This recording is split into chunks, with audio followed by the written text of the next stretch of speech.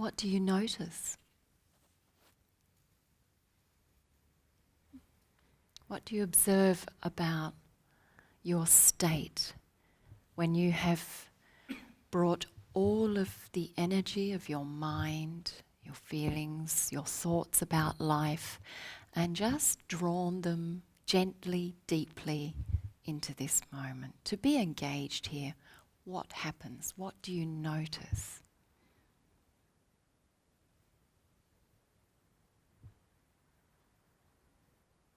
Well, you're all very quiet, aren't you?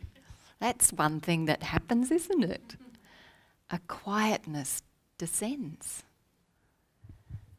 The noise, the agitation settles, doesn't it?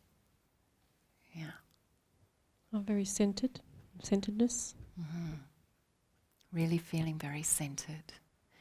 Would pretty well all of you say you actually feel good, you feel better, you feel more relaxed, perhaps you feel calmer, perhaps you feel lighter, perhaps you feel more positive. Would all of you say there's this change of state? Yes? So already you know directly in your own experience the truth, the facts of meditative benefits. This is something that we can get a little bit too caught up in with the mind and our analysis and our concepts and ideas of what meditation is or is not.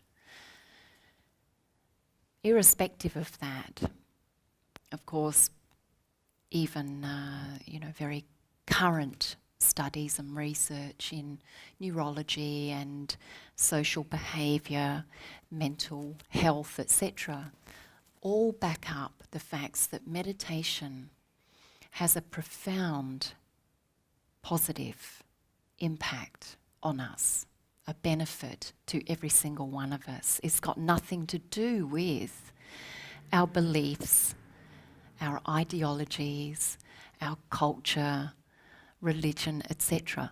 It simply is about our human nature.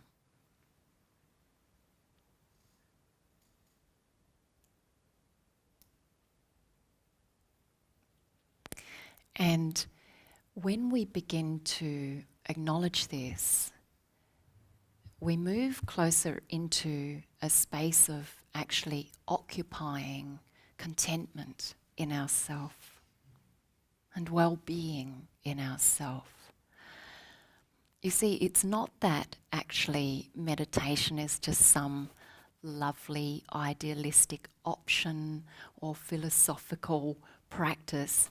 It's actually that meditation is critical and essential to human well-being.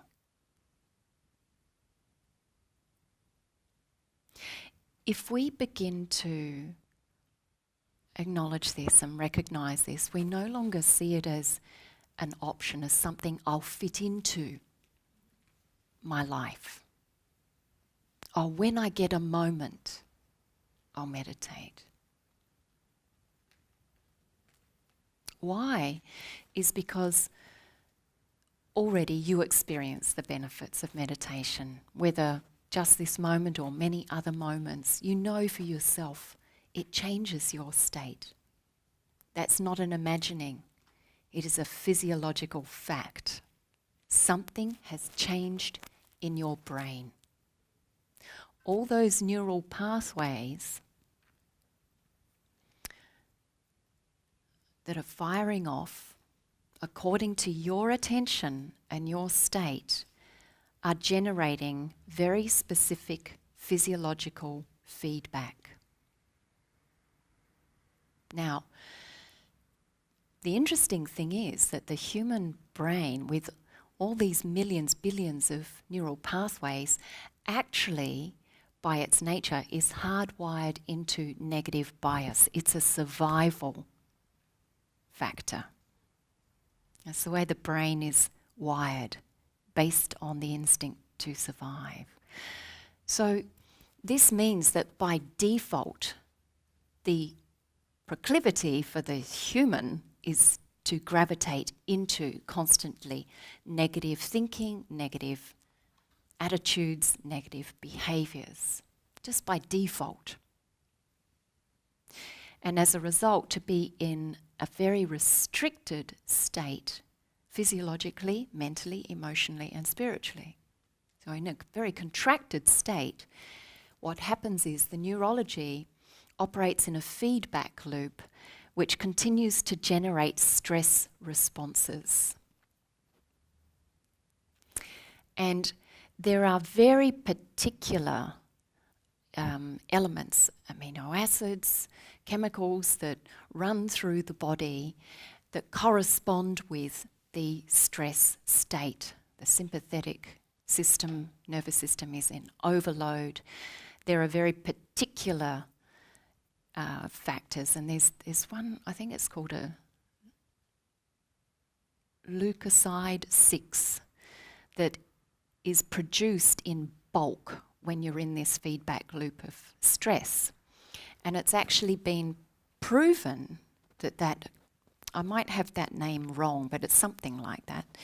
That particular element in the body's chemistry, when it's in bulk, actually builds up in the amygdala, that central part of the brain, which is corresponding with stress, anxiety, and conflict of all sorts.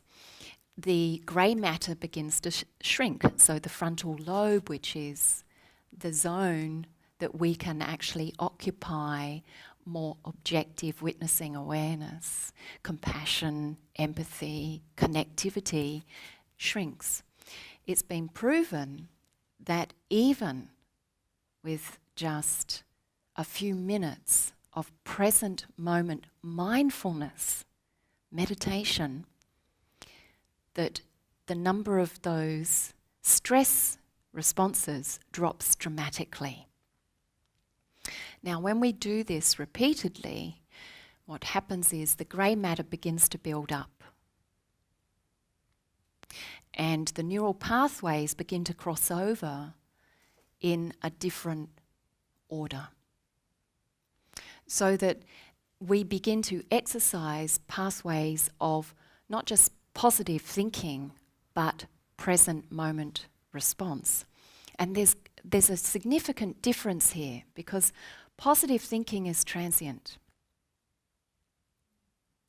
So even though you might have this as your motivation, that you want to be a positive person and you want to keep using positive affirmations and positive thinking, etc., it's transient.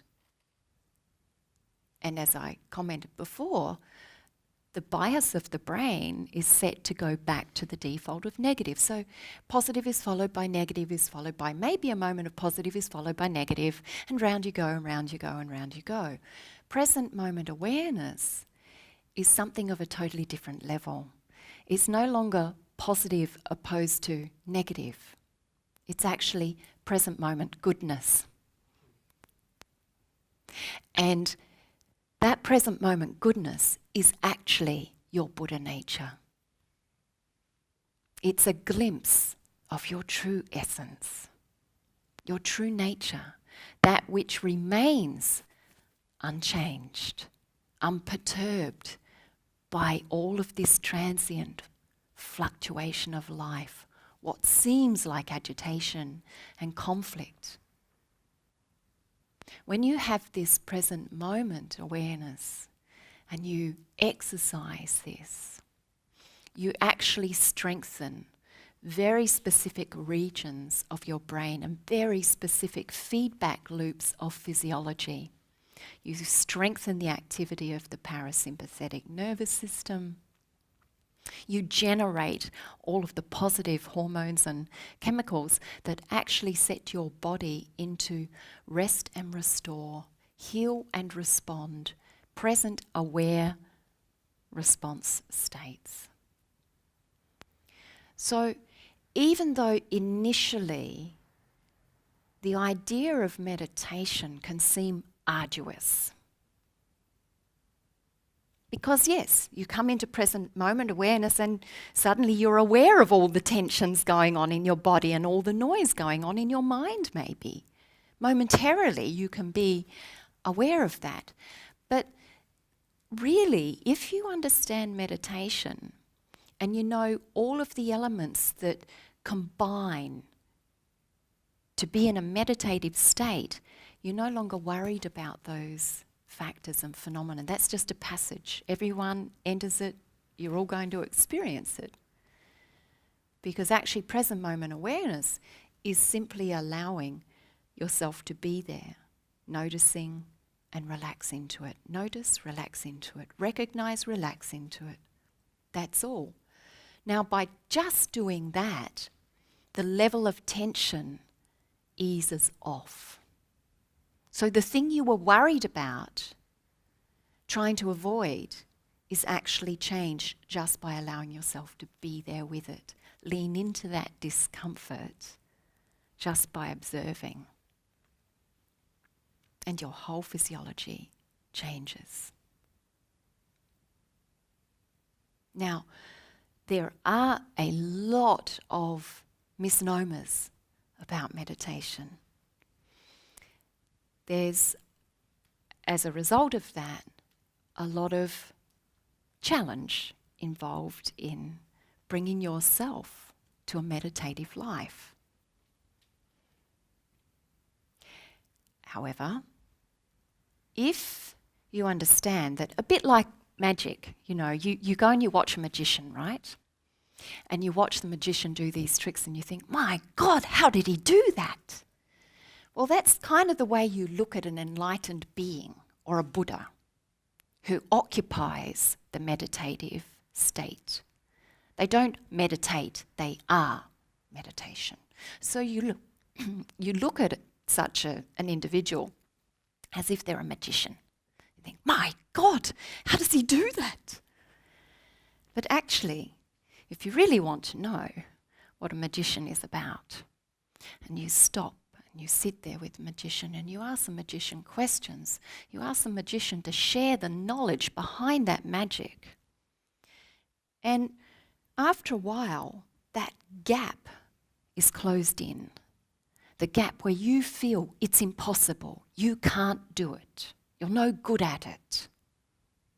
And somehow it's just this magic that belongs to some exclusive being or beings. So then the benefit of actually having facilitation or guidance from someone who is embodying meditative state is profound, because that's where the gap of knowledge is completely closed. By way of direct experience, by way of direct wisdom within that experience, the knowledge can be imparted that dispels the misguided misunderstandings, misnomers, and that likewise can point out some of the subtleties underlying the factors that are all occurring in meditative state, in meditative nature. By pointing out all of those factors, you can actually harness everything that is available to you. It's already available to you. You have the capacity to be the magician.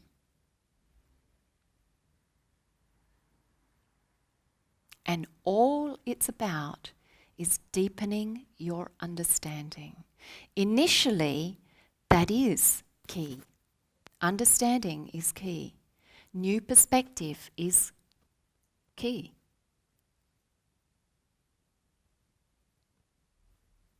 Because meditation is not some magical phenomenon. It is a physiological state. That physiological state comes about by way of a combination of multiple factors, not by magic, by awareness, understanding, and most importantly, application. You can be handed all of the knowledge in the world, but if you don't apply it yourself, it's not going to amount to anything. You're going to still be in the gap. So, oftentimes I talk about meditative state and the practice of meditation that brings you into that as being somewhat like building a fire. If you don't bring together all of the right elements, the spark, the potential that is there, the glimpses you get of meditative being, meditative nature, don't catch alight. And so you continue to feel as if you're failing, as if it's arduous, that it's hard, and that somehow you're not getting the full result. But if you understand all of the elements that come together to make a fire, before long it will be blazing. And that's what I want for you. Why do I want this for you?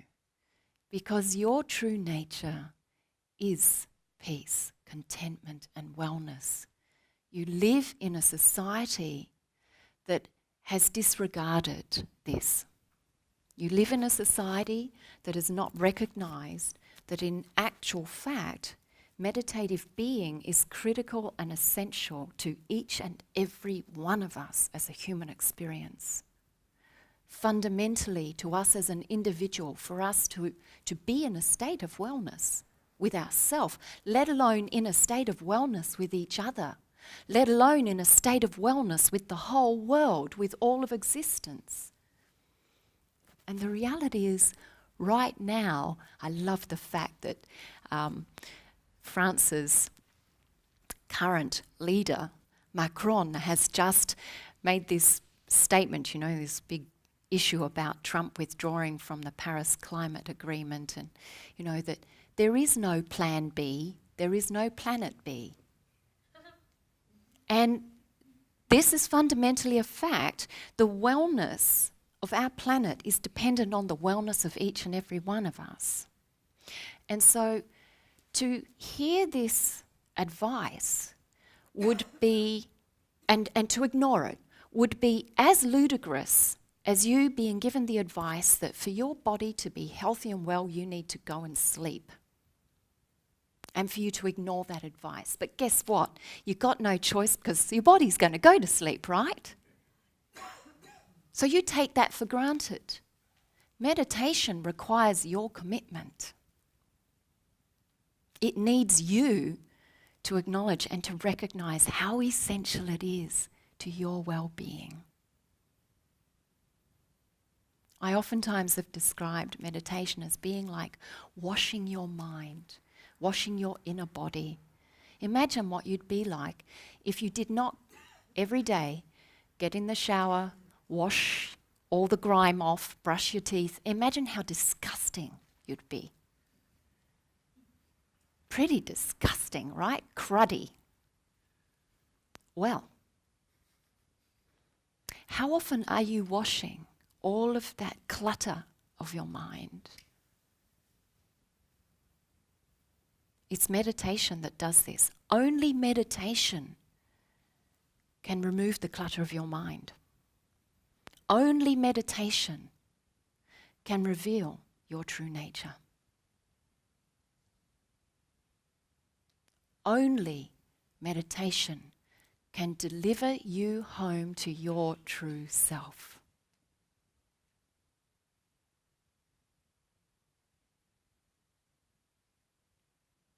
Now, you are profoundly blessed, each and every one of you here, because you have experienced meditation to some degree or another. You know for yourself. You already have the experience. That's not up for debate. Experience is where you know truth. And that's why, as I said before, the knowledge ultimately requires your application. I can speak to you of all the benefits and all the possibilities and potentials in meditation based on direct experience. I can guide you. I can facilitate. I can deliver every point of awareness, of insight as to what comprises meditative being in the human experience. Because I am meditation. Every core of my being is here.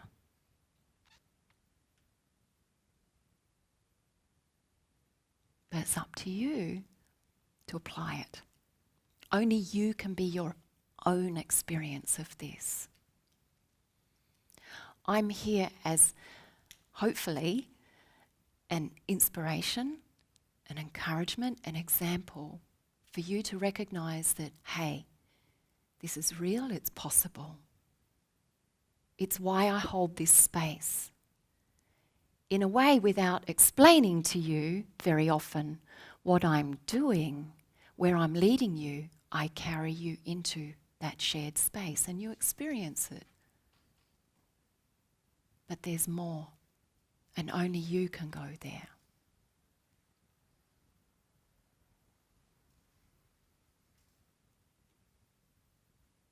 So everything I do fundamentally rests on this principle. Everything I offer is about inviting you home to your true nature.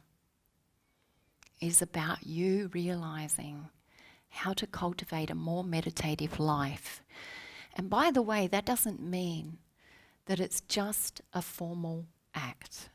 Yes, there's great importance and relevance in regularly applying yourself to the formal act of sitting and putting certain things together, practices to come into a deep meditative state. That's very important.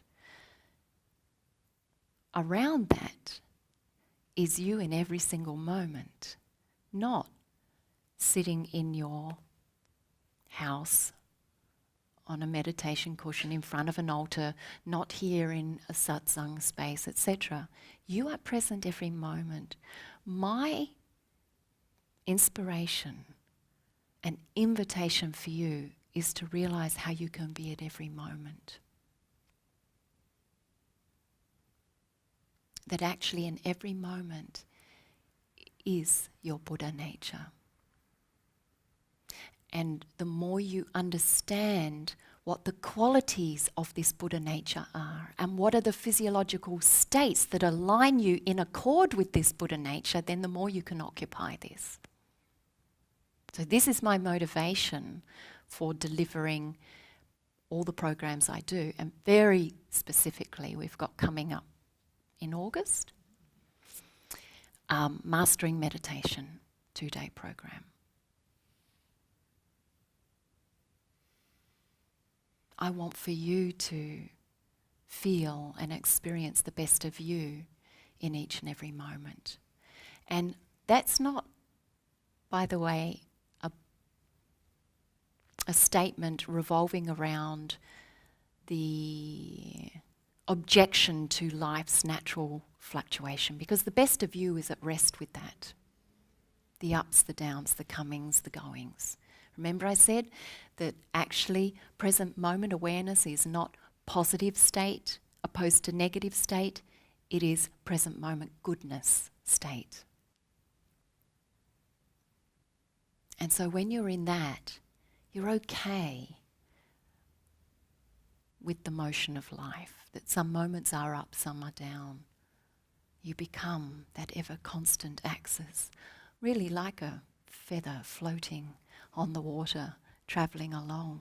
Sometimes it's calm and still, sometimes it's wavy and turbulent. There you are, floating with it. Here. Here.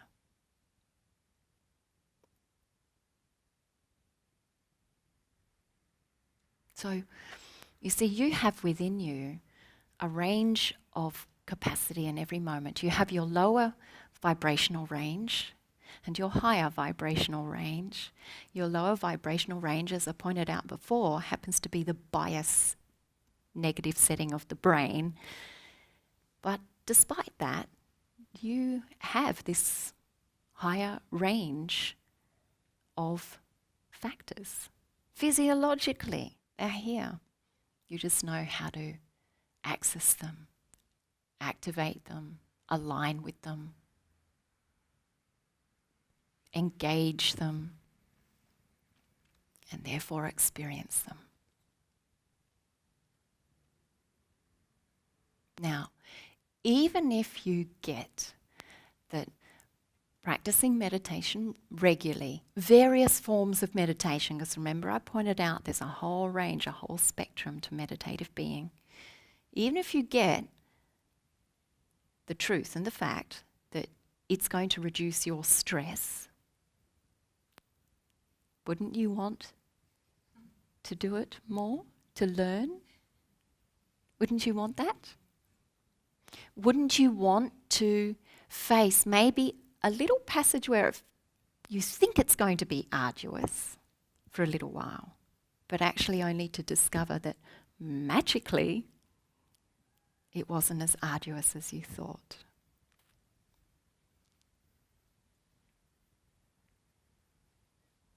How many of you do sit and practice regularly now? I know quite a few of you here, so I do know. So how many of you do? Yeah, beautiful. And you notice the benefits, right? How many of you also recognise that there's more, that you tend to hit a bit of a ceiling? Why aren't you so giving with your hands? Come on, I know. Yeah.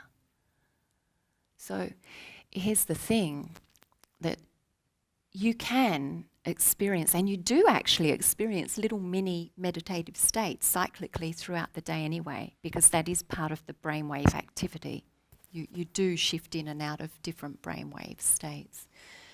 But actually to be able to occupy in a sustained way those deeper brainwave frequencies without the default tugs that pull you out of that is a whole other thing. Then you get one of the benefits of meditation is insight, right? You notice that once you've started a bit of meditation in your life, you notice that there's a bit more intuition available. Insight comes a little more readily, yes? Perhaps you've even had flashes, satori, realizations. Perhaps you've actually really tasted your Buddha nature, only to notice that it seems to subside again and everything becomes a little bit caught up and entangled again in the identifications, right? So here's the thing. Those inner realizations are one thing. But to integrate those realizations and states to the point that you embody it in your lived expression is a whole other level. And that is a profound shift. You know, you all realize that in a way you feel like a lot of the time in normal terms of living, you know, going about life the way pretty well most people do, with all the distractions and identifications and compulsive habits, etc. It's like you're inside out, yes? It's like everything is kind of back to front and your primary sense of focus is externalized, isn't it? I want to turn you outside in. That's what I want to do. That's the invitation. So it's about you. It's why everything I do is pointing back to you. Not you, what you think you are when you look in the mirror and you see your little face and your eyes and your cute, funny little nose and your smile and your name and your I'm Sam's wife and I'm blah, blah, blah. Not that. You, your beingness, your essence.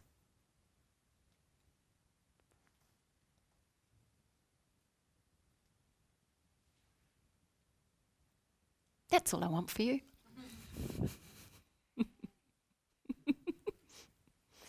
And hey, the truth is, you and everyone else on the planet actually wants that same truth.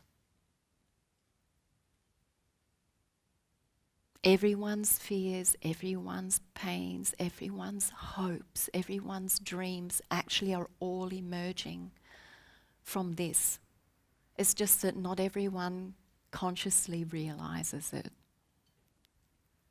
It's just that most people are trying to satisfy these hopes and fears and dreams by rather illusional means, chasing fantasies, chasing after things that don't bring you home.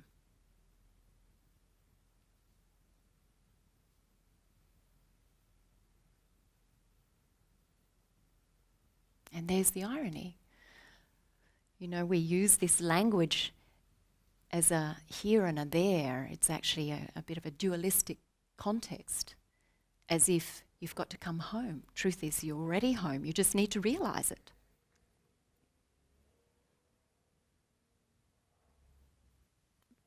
But the reason most people don't realize it is because you're occupying a physiological state that keeps you fixated on identifications.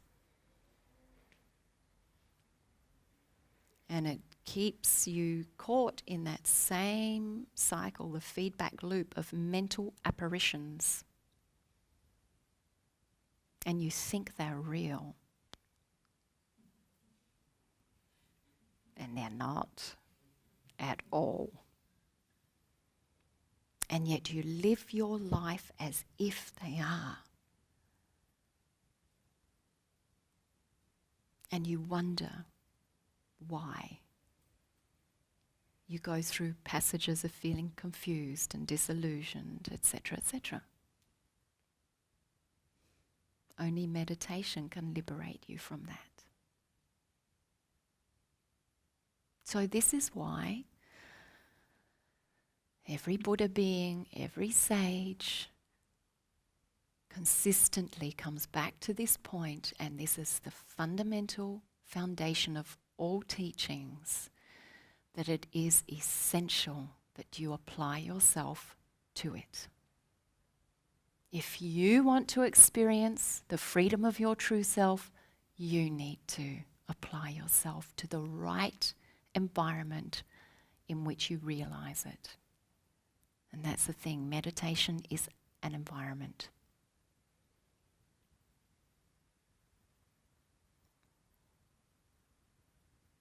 So by understanding that, you can be well. If you understand the environment in which pathogens thrive, you can adjust that. You can cultivate an environment in which your body lives in a state of wellness.